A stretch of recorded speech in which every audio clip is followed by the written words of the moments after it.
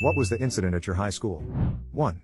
When I was a sophomore, it was known around campus that a specific set of lockers that was between the campus and football field was off limits, because over summer break some kids blew the door off a locker with dry ice and a Propel bottle.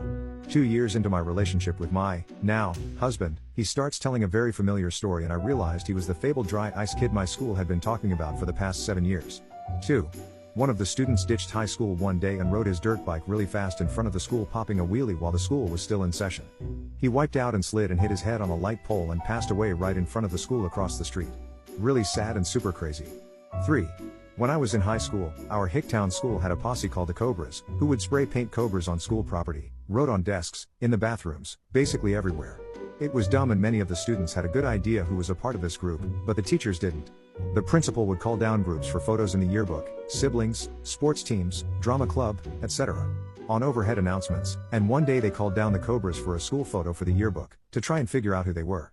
They caught almost half the students who were defacing school property because they showed up for the group photo. And no, they didn't get a photo in the yearbook. 4. Kid scrapped with a school cop. He pepper sprayed the entire hallway of kids including me going to class. Tons of people ended up going to the hospital, gotta skip my class though. 5. Our entire class of over 600 kids was kicked out of a pep rally for having too much pep. 6. During lunch if you picked up trash and turned it into the yard attendant you would get a dime per piece. One kid did it religiously every lunch, and was bullied the whole time.